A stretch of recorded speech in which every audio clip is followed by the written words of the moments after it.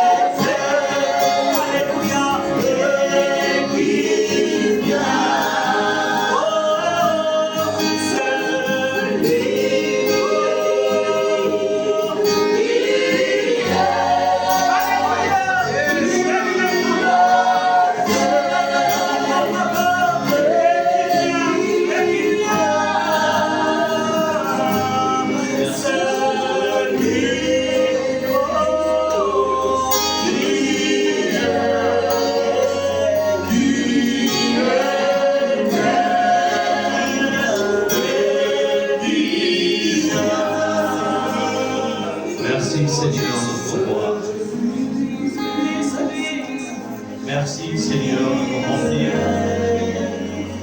de confirmer ta présence au milieu de nous ce soir. Car tu es celui qui honore ta parole.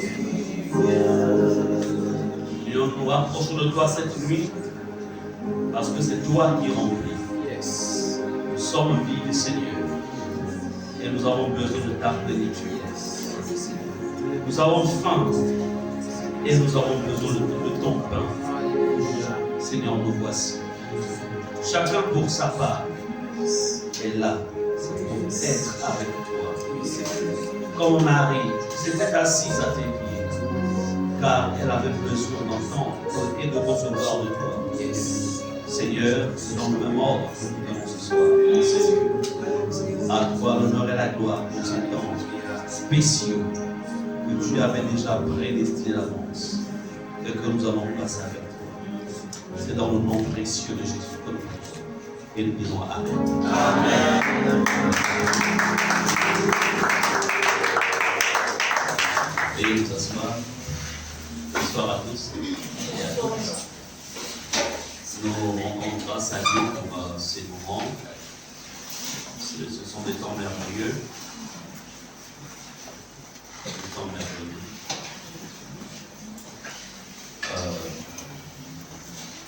Il y a certains qui m'ont appelé, certains anciens, aussi certains ouvriers, qui m'ont dit que, en fait, ils sont éprouvés dans leur chair, certains ont la grippe, donc ils sont excusés.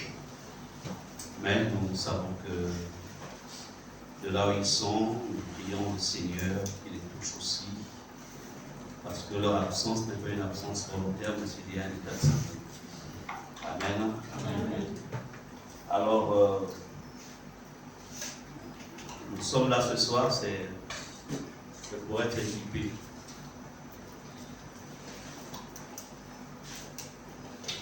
Vous ne vous retrouvez pas ce soir autour du couple pastoral. Nous nous retrouvons tous autour de Jésus. Tu connais quel est le niveau des eaux? Est-ce que le niveau de tes os, c'est au niveau des chevilles? Est-ce que c'est au niveau des genoux?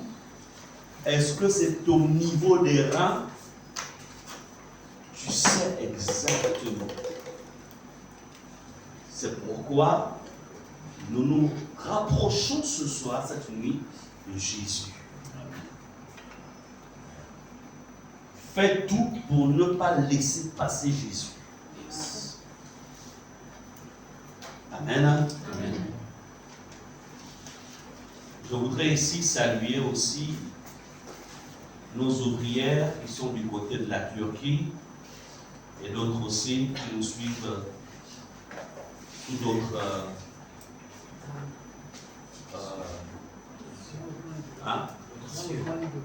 dans le grand Libreville. Voilà. Que Dieu vous bénisse.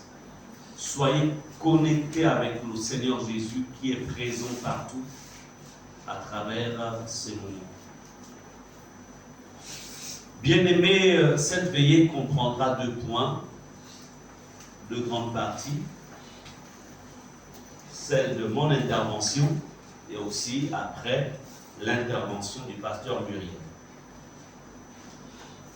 Et pendant mon intervention, souvent elle sera entrecoupée par des temps de prière. Et des personnes que Dieu s'est choisies vont intervenir pendant ces temps de prière. Amen. Amen.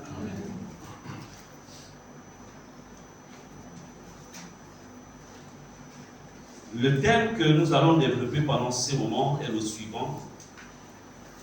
Comment Satan combat-il l'appel de Dieu dans nous?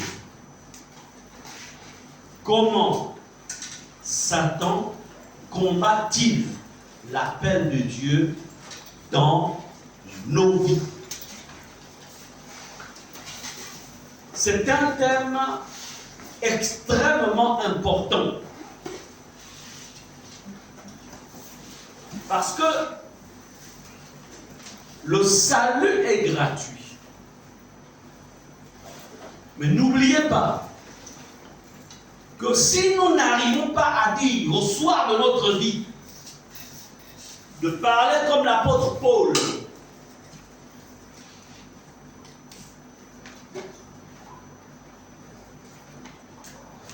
disant à son fils spirituel, Timothée, il lui dit, j'ai achevé la course, j'ai gardé la foi. Désormais, la couronne de gloire. Je voudrais vous dire ici que cette parole, chacun d'entre nous doit être capable de le dire. Elle n'est pas seulement réservée aux pasteurs, aux prophètes, aux docteurs, aux évangélistes.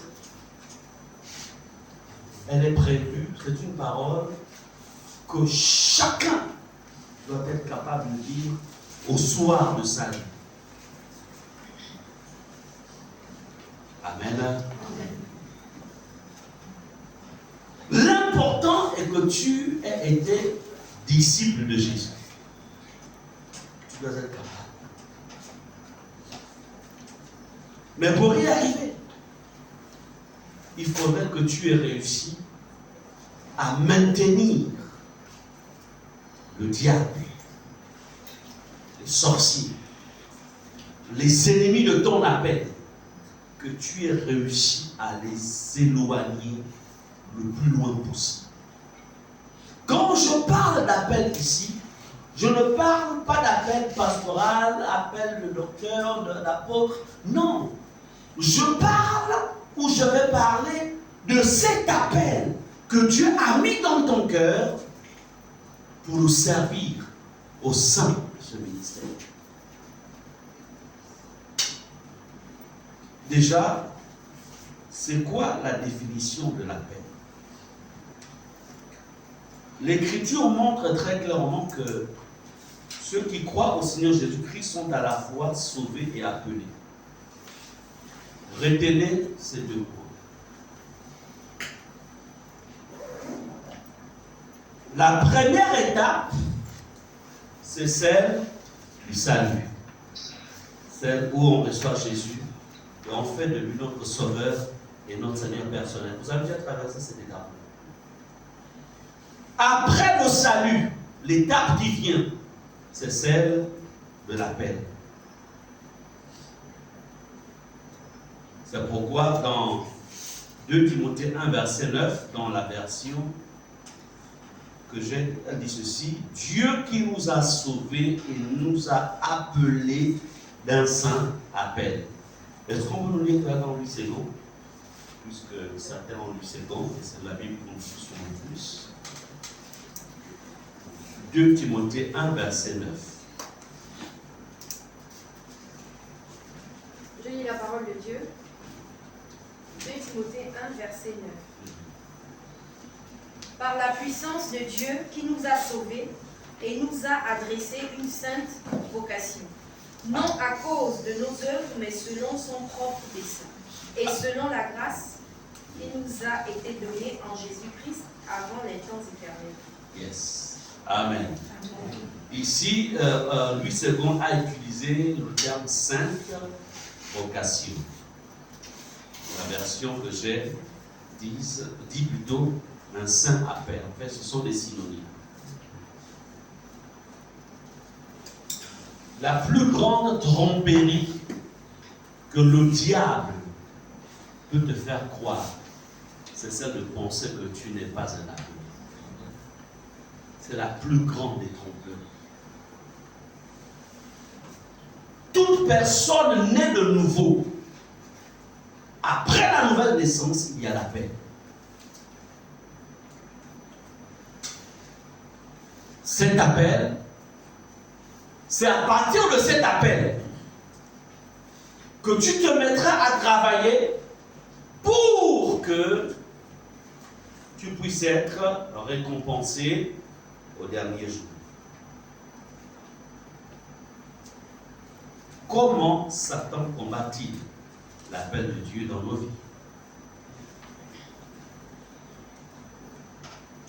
Alors,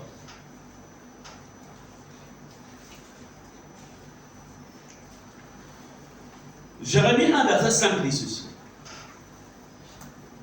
Avant que je t'eusse formé, c'est un long verset de base, dans le ventre de ta mère, je te connaissais. Comme on dit, tu es sorti de moi. J'étais en train d'évangéliser quelque part. Bon, alors je suis allé me faire coiffer. Et je dis ça à cette personne, je disais ceci à ce jeune-là. Je dis en fait, l'homme a. Il y a trois dimensions, trois parties principales de la vie de l'homme. L'homme, dans la dimension esprit, existe avant même qu'il ne fût placé dans le sein de sa mère. C'est ce que Dieu dit ici à Jérémie. Il dit, je te connaissais. Il dit, je t'avais consacré. Il n'est pas encore né. Mais Dieu dit, en fait, Je t'avais déjà consacré. Et ici, en fait, c'est la position générale. Tous ici, autant que nous sommes, sachez que vous avez été déjà consacrés. Il dit, je t'avais établi prophète des nations. Le gars, le pied, il a peine, il est entre 12 et 16 ans. Quand on lui parle, tu dis non, Jérémie. En fait, ce n'est pas parce que tu te vois petit. C'est des points. L'histoire de me servir là, d'être actif dans le ministère où tu te trouves là, je l'avais déjà laissé depuis. Mais seulement Satan veut t'aveugler. Il veut te croire que tu n'es qu'un enfant. Mais moi, je ne te vois pas comme un enfant. C'est ton corps qui est enfant. Mais ton esprit n'est pas enfant. Amen. Amen. Voyez-vous, Satan avait commencé à combattre le ministère de Jérémie par le raisonnement. Il lui fait croire que tu n'es qu'un enfant. Tu as encore tout le temps. Tu le serviras quand tu auras peut-être 30 ou 40 ans. Parce que tu n'es qu'un enfant. Jouis encore des plaisirs de la jeunesse. Tu n'es qu'un enfant. Alors que, heureusement que Dieu se révèle à Jérémie pour lui faire comprendre que non. Je te connaissais déjà. Je t'avais déjà consacré. Je peux vous dire une chose. Satan ne vous empêchera jamais d'être ministre de la République. Satan ne vous empêchera jamais d'être même un grand entrepreneur. Il ne t'empêchera jamais de te marier. Il ne t'empêchera même pas d'avoir un époux. Il ne va pas t'empêcher. Mais il y a une chose à laquelle Satan doit en être sûr. Et il a libéré, je ne dirais pas qu'il va, il a déjà libéré des démons pour dire que celui-là, celle-là, son appel doit être bloqué. Il ne doit pas travailler dans la dimension dans laquelle Dieu avait prévu. Il ne va pas travailler. Parce que s'il travaille, c'est un carnage pour mon royaume. Donnez-lui tout l'argent possible. Aveugle-lui avec les promotions. Donnez-lui tout. Mais il ne faut pas qu'il rentre dans le couloir de la paix. Ça là, il s'est juré. Pourquoi? Parce qu'il sait que dans l'éternité, Dieu ne te dira jamais: as-tu été un bon ingénieur? As-tu été un bon ministre? As-tu été? Mais il te dira: je t'ai donné un talent. Avec ce talent, tu gagneras le monde entier. Qu'as-tu fait? Avec ce talent, tu vas transformer tout est fatal. Qu'as-tu fait? Amen. Amen. Combat de la paix. Devez en être conscient. C'est pourquoi nous voulons vous réveiller.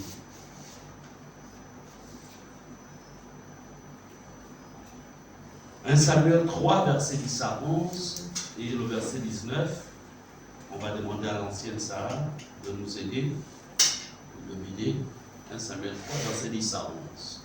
Et ensuite, on lira directement au verset 19. Tu lis la parole de Dieu. Je pense, excusez-moi, je peux me déplacer ça parce que je suis en face de où on peut peut-être se relever peut-être aussi. Ah, qu'est-ce que je raconte? Bon, on peut monter là, je ne peux plus interagir. Hein? Sinon, je vais partir de là. Je vais me mettre ici. Désolé. Ok, vas-y, Nancy. L'Éternel vint et se présenta, et il appela comme les autres fois Samuel, Samuel. Et Samuel répondit: parle, car ton serviteur écoute. Alors l'Éternel dit à Samuel: voici, je vais faire en Israël une chose qui étourdira les oreilles de quiconque l'entendra. Verset 19. Samuel grandissait L'Éternel était avec lui et il ne laissa tomber à terre aucune de ses paroles. Amen. Amen. Je voudrais vous dire ici que quand Dieu parle à Samuel, il n'a pas 20 ans, il n'a pas 30 ans,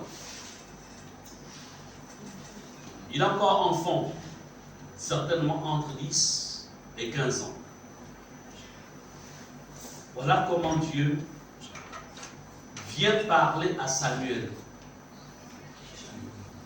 L'Éternel vint et se présenta.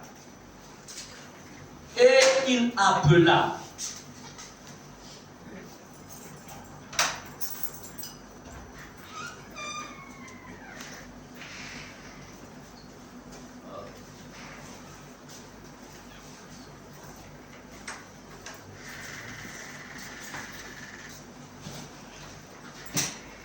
Bien, nous sommes dans 1 Samuel, mais quand même, en tant qu'homme de la sécurité, tu ne veilles pas d'abord, tu ne vérifies pas l'identité, tu vois comment la vie.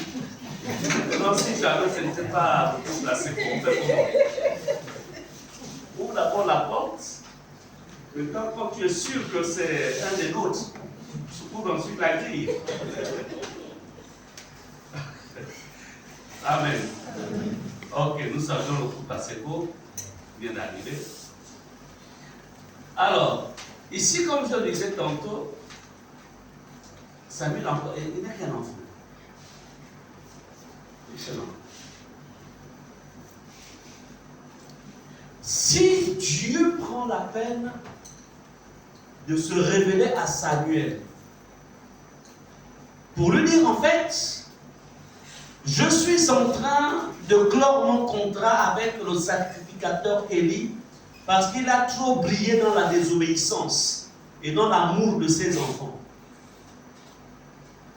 Moi, je t'ai aussi choisi. En vérité, depuis fort longtemps, je t'avais déjà prédestiné. En fait, ta naissance en ce temps-ci, c'était pour répondre à une solution ou pour répondre plutôt à un problème qui devait être solutionné maintenant. Je voudrais vous dire que notre existence, nous sommes la réponse à une situation bien précise. 1. Dans notre ministère. 2. Dans la nation. 3. Dans d'autres domaines.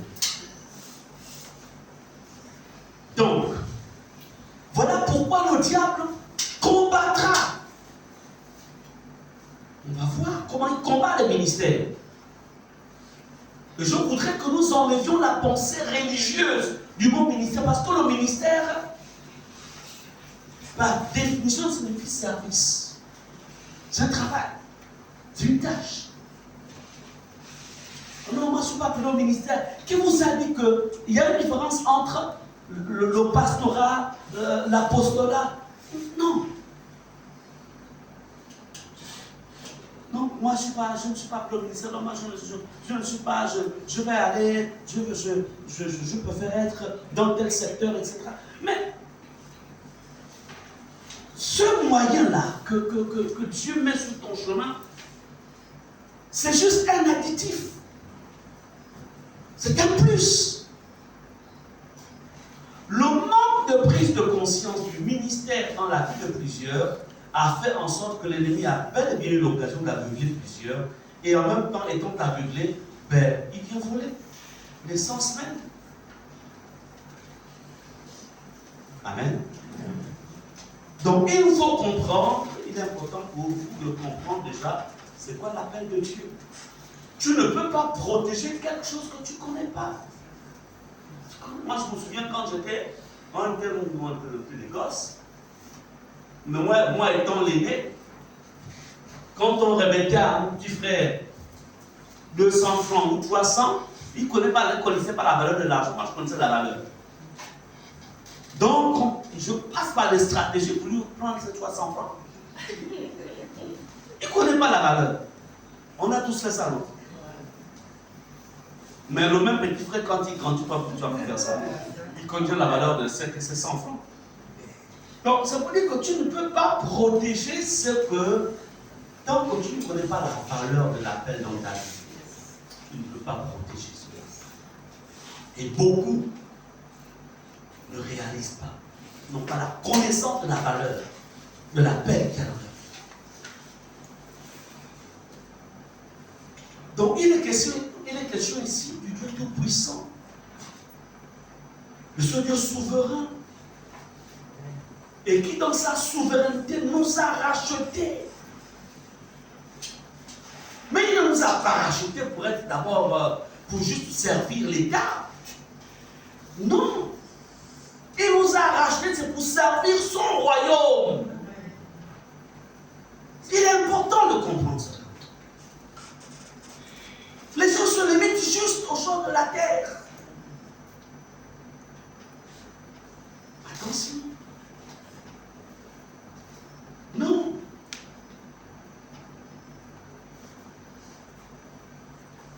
Écoutez, si Dieu nous avait, si la priorité de Dieu, c'était le mariage, il n'y aurait pas de veuf, il n'y aurait pas d'orphelins, nous sommes d'accord. Mais il y a des orphelins qui ont à peine 5 ans, 10 ans. Ça veut dire quoi? Que lorsque quelqu'un a achevé sa carrière sur la terre, il dit tu peux monter. La femme là, c'est ma fille. Les enfants là, je suis le père des veuves et des. Je suis le mari des veuves et le père des orphelins. Je veux m'en occuper. Allez, toi tu montes. Ne nous trompons pas de carrière. Beaucoup sont en train de se tromper de carrière. Beaucoup sont en train de se tromper de l'objectif, du but pour lequel ils sont sur la terre.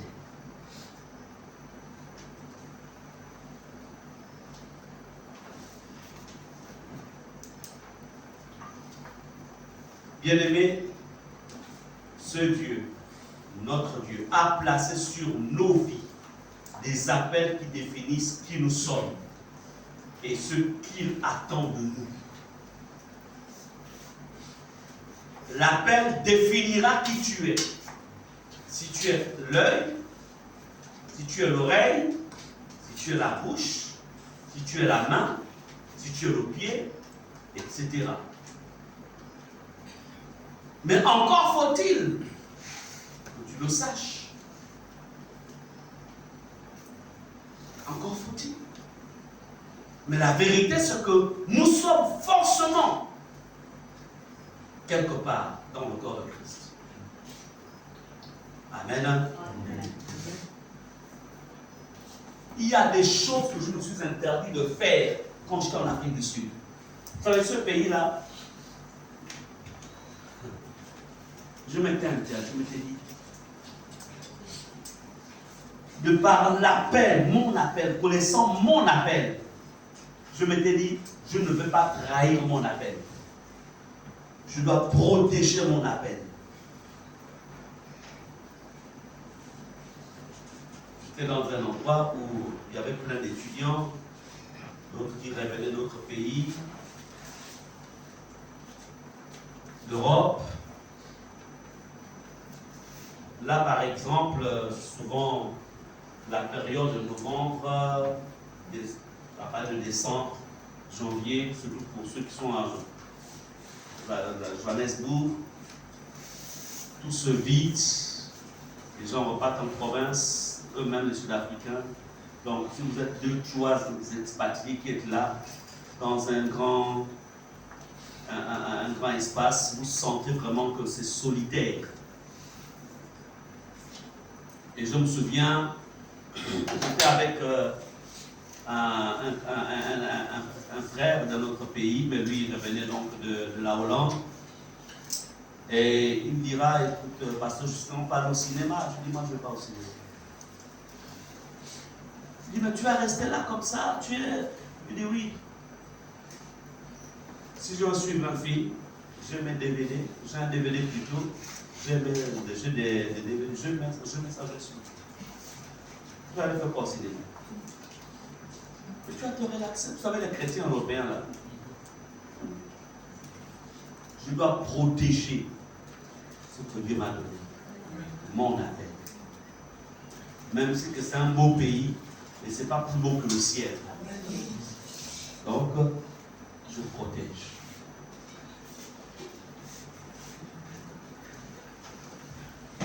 Lorsque tu ne réalises pas la belle qu'il y a sur ta vie, tu vas fermer la porte. C'est-à-dire l'ennemi va t'atteindre.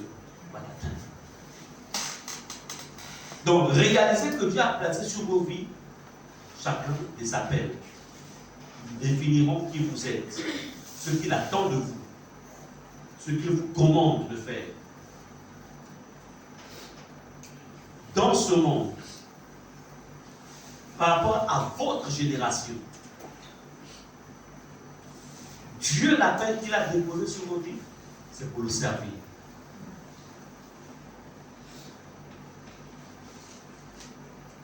Vous savez, l'évangile, la déviation de l'évangile aujourd'hui, pensons que beaucoup pensent, bon, j'accepte Jésus, même si je sers le Seigneur, c'est plus pour que Jésus, en fait, me rende extrêmement, en fait, me remplisse avec les choses de ce monde.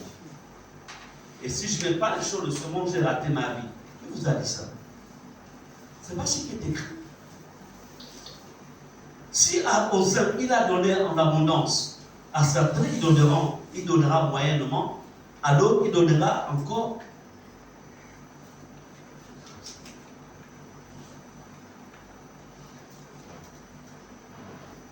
Donc,